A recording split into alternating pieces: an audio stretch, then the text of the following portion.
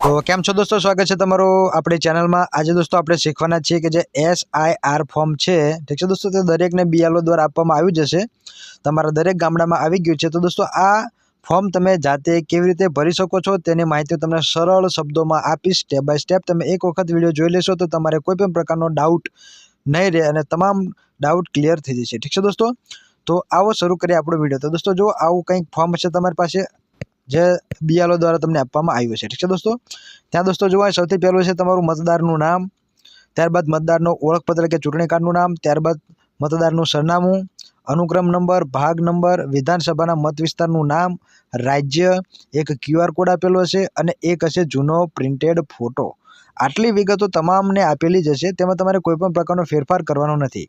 અહીંયા લખ્યું છે હાલનો ફોટો, ત્યાં તમારે દોસ્તો અત્યારે તાજેતરનો એક સરસ મજાનો ફોટો ચોંટાડી દેવાનો, કારણ કે હવે પછીની જે મતદાર યાદી તૈયાર થશે તેની અંદર એ ફોટો તમારો આવશે, એટલે વ્યવસ્થિત દેખાય તેવો ફોટો તમારે અહીંયા લગાવવાનો રહેશે। તો દોસ્તો હું તમને ઉદાહરણ તરીકે એવી રીતે સમજાવીશ કે માની લો કે આ હું મારું પોતાનું ફોર્મ ભરી રહ્યો છું, તો મારે કેવી કેવી ડિટેલ ફિલ કરવી અને કેવી રીતે કરવી, ઠીક છે દોસ્તો। આપણે 3 પ્રકારના કેસનો અભ્યાસ આમાં કરીશું, ઠીક છે દોસ્તો। અને એમાં એવું છે કે જેમાં 2002ની યાદીમાં નામ હોય તો કેવી રીતે માહિતી લખવી, જો 2002ની યાદીમાં નામ ના હોય તો કેવી રીતે માહિતી લખવી, અને જે લેડીઝ છે, મહિલાઓ છે, તેઓએ કેવી રીતે માહિતી લખવાની હોય છે, જેમાં ઘણા બધાને ડાઉટ રહેતા હોય છે। તો તમામ પ્રકારના પ્રશ્નો હું નિવારણ સરળ ભાષામાં આપણને આ વિડીયોમાં મળવાનું છે।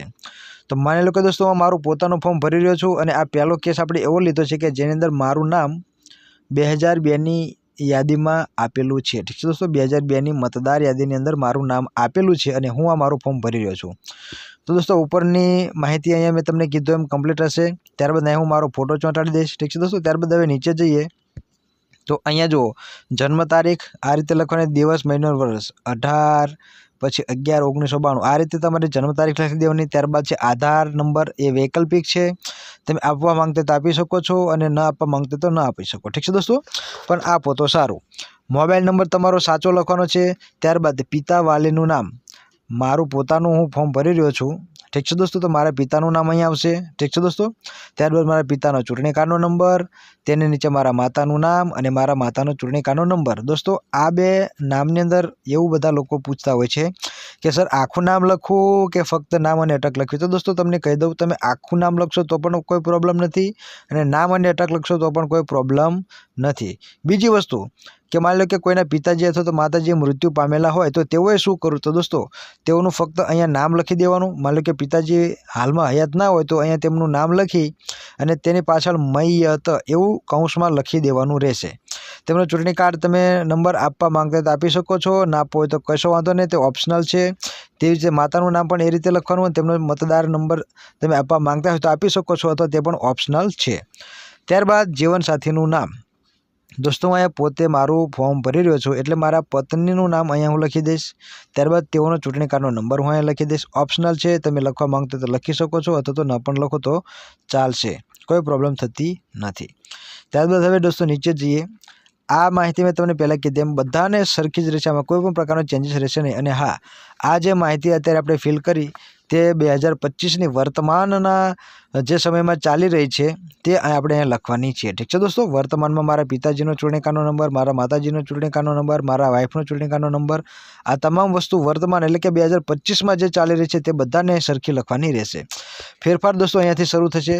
જો આ પહેલું ખાનું આપ્યું છે કે છેલ્લા SIRની મતદાર યાદીમાં મતદારની વિગતો, જો દોસ્તો 2002ની મતદાર યાદીમાં મારું નામ હોય તો મારે આ ડિટેલ ફિલ કરવાની છે, આ ડિટેલ ભરવાની છે।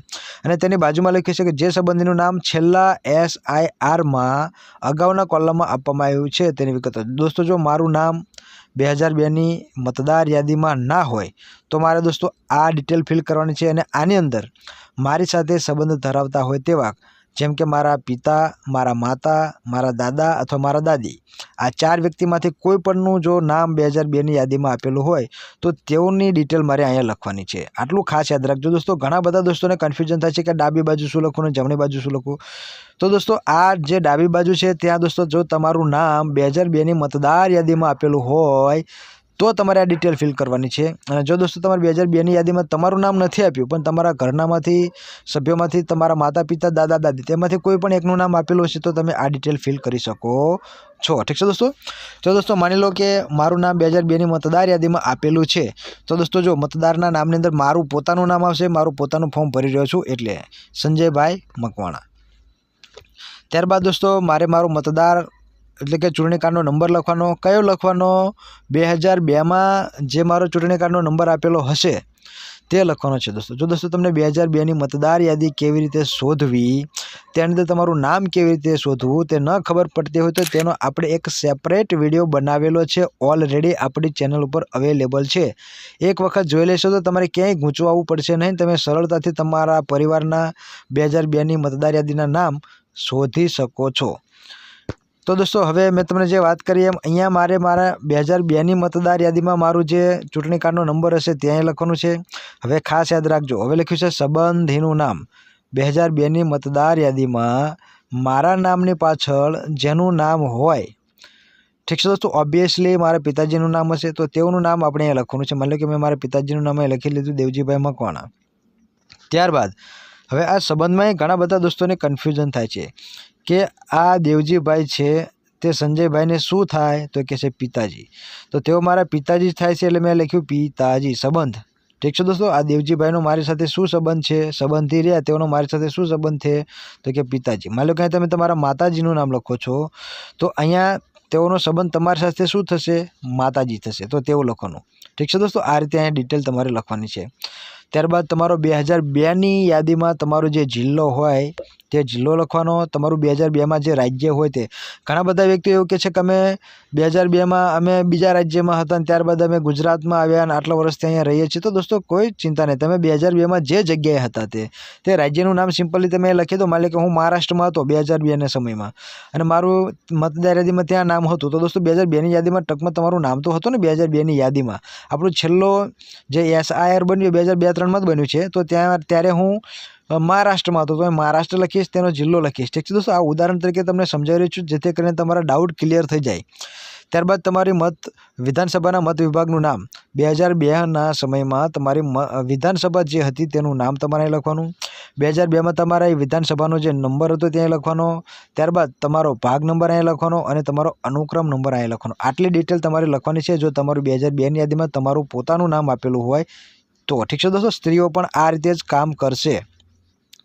હવે દોસ્તો આપણે બીજો કેસ લઈએ જેની અંદર દોસ્તો હું તમને એ પ્રકારે સમજાવીશ કે મારું નામ 2002ની યાદીમાં આપેલું નથી। ઠીક છે દોસ્તો, આ ડિટેલ રે બધાને સરખી રહેશે, નવો ફોટો આપણે ચોંટાડવાનો રહેશે। ત્યારબાદ મેં તમને કીધું અહીંયા જે વર્તમાન 2025ની ડિટેલ છે તે તમામને સરખી રહેશે। ઠીક છે દોસ્તો, આમાં કોઈ પણ ફેરફાર થશે નહીં, બધાને સરખી જ પ્રકારની ડિટેલ આમાં લખવાની છે 2025માં જે આપેલી હોય તે।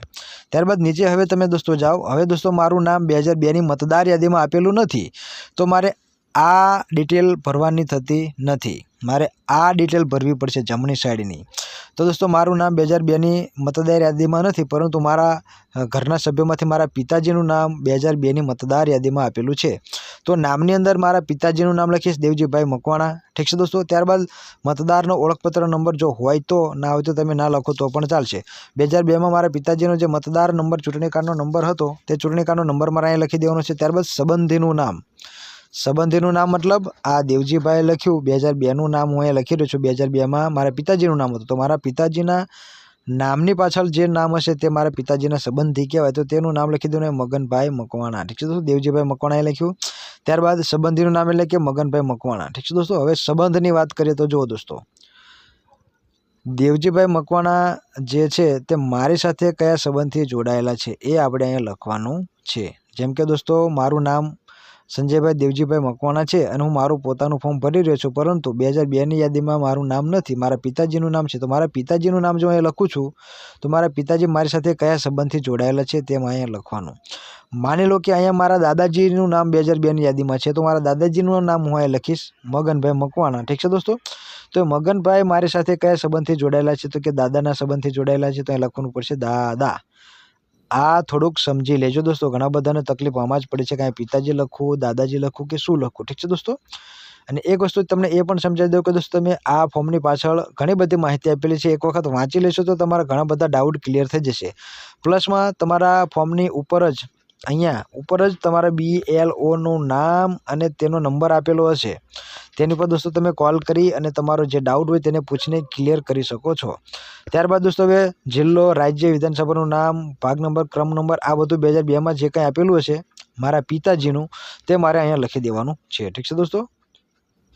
હવે ત્રીજો કેસ દોસ્તો આપણે એવો લઈશું, સ્ત્રીઓને પણ આ લાગુ પડશે। ઠીક છે દોસ્તો। આ રીતે જેનું નામ ના હોય તો આ પ્રકારે તેની માહિતી પર શું ભરવાની એના માટે આપણે ત્રીજો કેસ રાખ્યો છે કે જેથી કરીને ઘણી બધી મહિલાઓને ફોર્મ ભરવામાં ઘણી બધી તકલીફ થતી હોય છે કે જેઓને એ સમજણ નથી પડતી કે તેઓ પિયરમાં હોય ત્યારે શું માહિતી લખવી અને સાસરીમાંથી આવ્યા હોય ત્યારે શું માહિતી લખવી। તો તમને દોસ્તો એ પણ હું અહીંયા ક્લિયર કરી દઉં। માની લો કે અહીંયા આપણા વાઈફનું ફોર્મ આપણે ભરી રહ્યા છીએ, તો અહીંયા તેમની તમામ માહિતી આપેલી હશે, જૂનો ફોટો આપેલો છે, આપણે નવો ફોટો આવો સરસ મજાનો અહીંયા ચોંટાડી દેવાનો છે। ત્યારબાદ તેઓની જન્મ તારીખ, આધાર કાર્ડનો નંબર વૈકલ્પિક છે, આપો તો આપી શકો, ના આપો તો કોઈ પણ વાંધો નથી।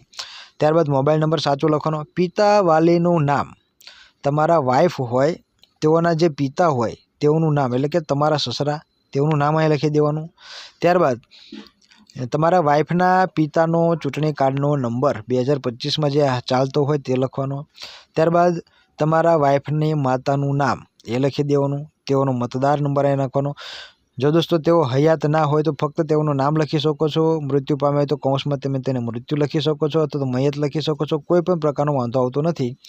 ચૂંટણી કાર્ડનો નંબર ઓપ્શનલ છે, તમે આપવા માંગતા તો આપી શકો છો, ના આપવા માંગતા તો ન પણ આપો તો પણ કોઈ પ્રોબ્લેમ થતો નથી। ત્યારબાદ હવે દોસ્તો નીચે જુઓ જીવનસાથીનું નામ, જો તમે દોસ્તો તમારા વાઈફનું ફોર્મ ભરી રહ્યા હોય તો તેઓના જીવનસાથી એટલે કે તમે પોતે આવશો તો તમારું નામ અને તમારો મતદારનો નંબર 2025નો। ત્યારબાદ દોસ્તો હવે નીચે જુઓ, માની લો કે આપણા વાઈફ છે તેઓનું 2002ની યાદીમાં નામ આપેલું નથી, તો શું કરવાનું છે દોસ્તો, તેઓએ તેમના પિતા, માતા, દાદા, દાદી તેઓનો જો 2002ની યાદીમાં નામ આપેલું હોય તો તે અહીંયા લખવાનું છે। ઠીક છે દોસ્તો। મેં તમને પહેલાં પણ કીધું કે અહીંયા તમારે વાઈફનું ફોર્મ તમે ભરી રહ્યા છો તો તેઓના પિતાનું નામ, તેમની માતાનું નામ, તેમના દાદા દાદી કોઈ પણનું નામ જો 2002ની યાદીમાં આપેલું હોય તો તે અહીંયા લખી શકીએ છીએ। ઠીક છે દોસ્તો। તો તેઓનું નામ અહીં લખી દઈશું। ત્યારબાદ મતદારનો ઓળખપત્ર નંબર એટલે કે આ જે તમે નામ લખ્યું તેઓનો જે ચૂંટણી કાર્ડનો નંબર છે તે અહીંયા લખવાનો છે। ત્યારબાદ તમે જેનું નામ લખ્યું તેઓના 2002ના નામમાં પાછળ કોનું નામ લખેલું હતું, ઠીક છે દોસ્તો, તે તમારે અહીંયા લખી દેવાનું છે। ત્યારબાદ અહીંયા તમે જે નામ લખ્યું છે તે તમારા વાઈફ સાથે કયા સંબંધથી જોડાયેલા છે તે લખવાનું। માની લો કે તમે તમારા સસરાનું નામ લખો છો નામમાં તો તેઓ તમારા પત્ની સાથે પિતાજીના સંબંધથી જોડાયેલા છે તો પિતાજી લખવાનું છે। આ દોસ્તો થોડુંક જોઈ લેજો વ્યવસ્થિત રીતે। ત્યારબાદ તમારા સસરાની 2002ની અંદર જે જિલ્લો હતો તેઓ જે રાજ્યના હતા તેઓની વિધાનસભાનું નામ અને તેમની વિધાનસભાનો નંબર, ભાગ નંબર અને ક્રમ નંબર, આટલી વસ્તુ તમારે અહીંયા શાંતિથી ભરી દેવાની છે। ત્યારબાદ દોસ્તો નીચે અહીંયા જે સહી કરવાની છે તે સહી કઈ રીતે કરવાની, એક જ વ્યક્તિ તમારા આખા ઘરના સભ્યોને આ ફોર્મની અંદર સહી કરી શકે છે, પરંતુ તે કયા સંબંધથી જોડાયેલો છે તે લખવું પડશે। માની લો કે હું મારા વાઈફનું ફોર્મ ભરી રહ્યો છું અને હું પોતે આમાં સહી કરીશ તો પહેલાં લખવાનું છે પતિ, ત્યારબાદ ડેશ કરી અને મારી સહી કરવાની। આ રીતે માની લો કે તમે તમારા પિતાજીનું ફોર્મ ભરી રહ્યા છો તો અહીં લખવાનું પુત્ર, ત્યારબાદ ડેશ કરી અને તમારી સહી કરવાની।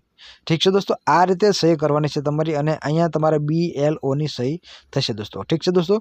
અમુક કેસો એવા છે, હું તમને સ્ત્રીઓના મામલામાં તમને થોડુંક એ પણ સમજાવી દઉં કે અમુક પ્રોબ્લેમ કેવા હોય છે, જોઈ લો।